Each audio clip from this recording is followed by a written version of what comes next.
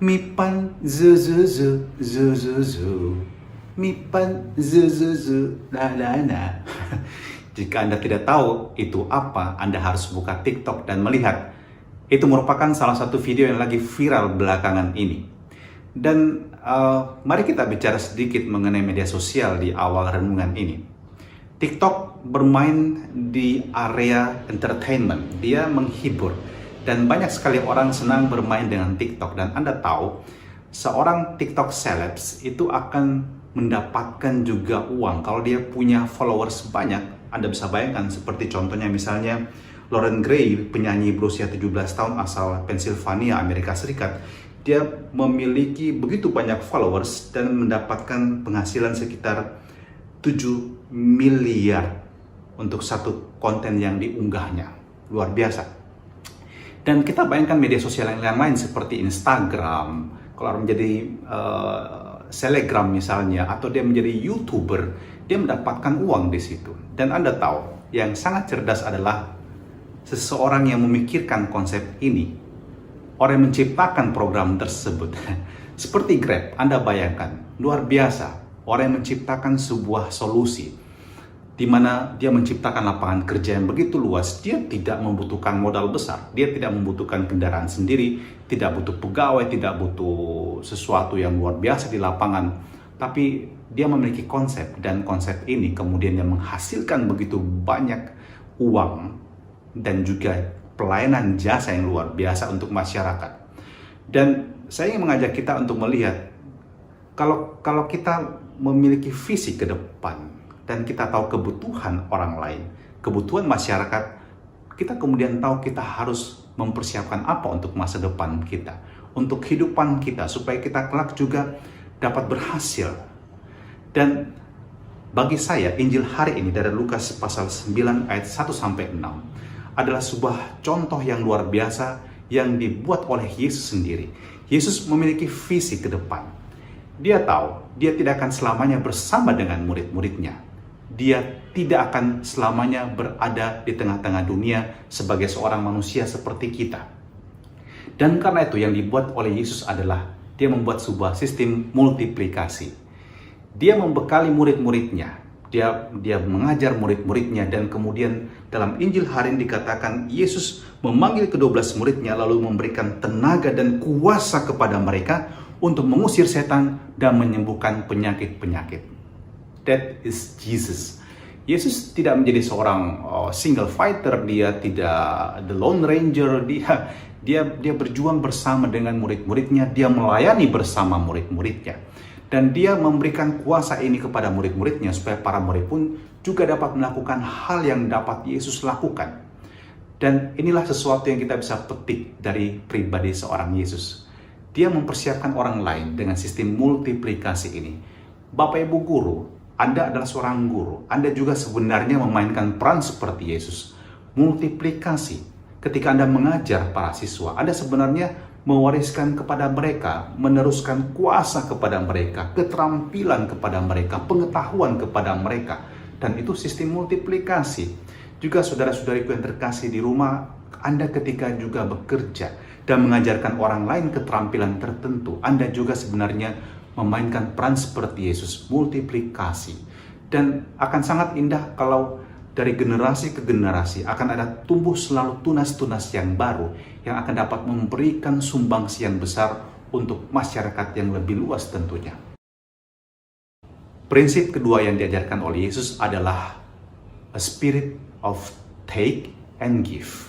Yesus mengutus murid-muridnya dengan mengatakan jangan membawa tongkat, jangan membawa bekal, jangan membawa uang ataupun roti, bahkan 2 helai baju pun tidak.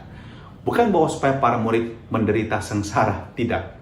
Tetapi ketika mereka pergi melayani dengan total, dengan sepenuh hati, they have to believe they got something from their service. Mereka akan mendapatkan sesuatu dari pelayanan mereka, buah dari pelayanan mereka, kemurahan hati orang lain terhadap mereka. Dan ini yang harus dijalani oleh para murid. Dan dengan berlaku demikian, sesungguhnya Yesus mengajarkan kepada mereka, ketika kamu memberikan diri, kamu akan mendapatkan berkat. Pakaian juga bukan 2 lembar, 1 lembar. Yesus mengajarkan apa? Be grateful. Bersyukurlah untuk apa yang kamu miliki. Akar dari iri hati dan serakah adalah ketika kita tidak grateful. Ketika kita tidak bahagia dengan apa yang kita miliki sendiri. Kita selalu mengukur dengan apa yang dimiliki oleh orang lain. Maka para murid diajarkan oleh Yesus sejak awal, be grateful dengan apa yang kamu miliki. Tidak perlu menuntut lebih dari apa yang kamu butuhkan.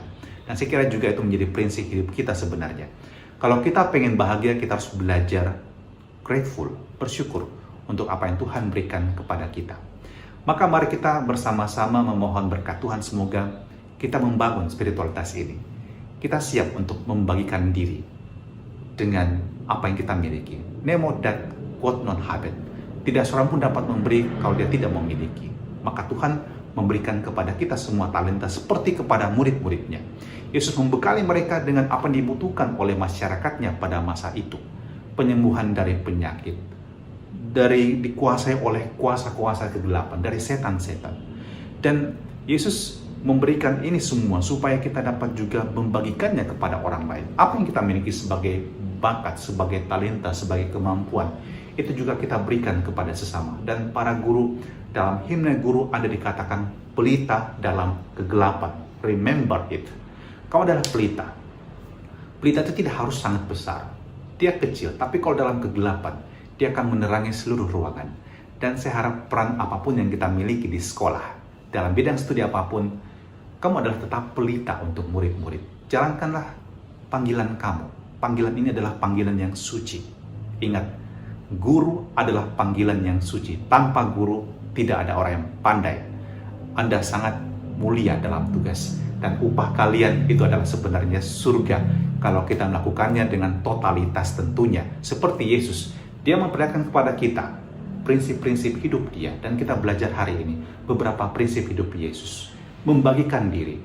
Membagikan rahmat yang kita miliki secara cuma-cuma. Kenapa? Karena kita terima dari Tuhan juga secara cuma-cuma.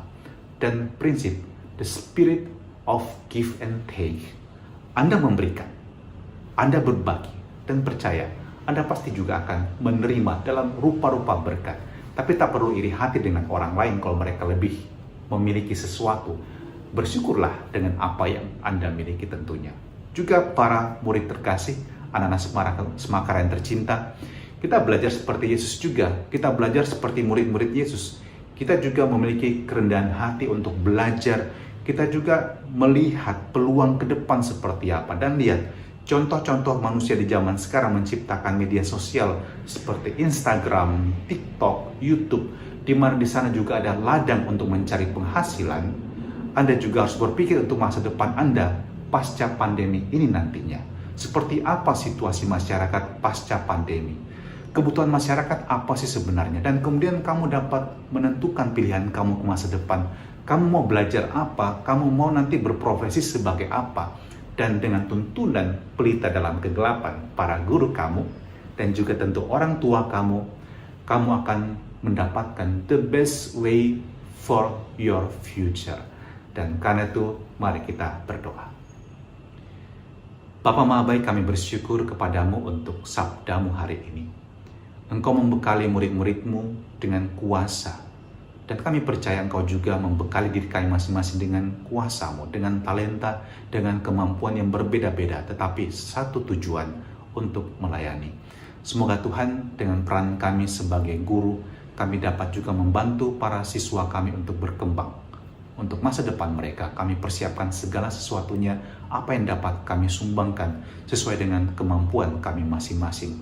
Berkati para orang tua agar mereka juga tidak lelah menjadi guru kehidupan bagi anak-anak mereka. Dan berkati anak-anak didik kami agar mereka terbuka pikiran dan wawasannya, terbuka hatinya, tidak hanya tinggal dalam kepuasan saya menikmati semuanya ini, tapi saya mau mempersiapkan diri dengan baik untuk masa depan saya, bukan hanya untuk kebahagiaan dan kegembiraan saya pribadi, tetapi saya juga ingin membahagiakan semakin banyak orang.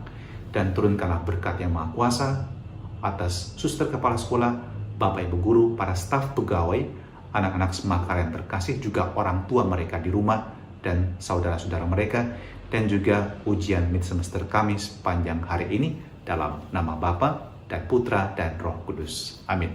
Selamat pagi Semakara, Tuhan memberkati. Semangat dan sukses pada hari ini. Viel Erfolg auf Deutsch.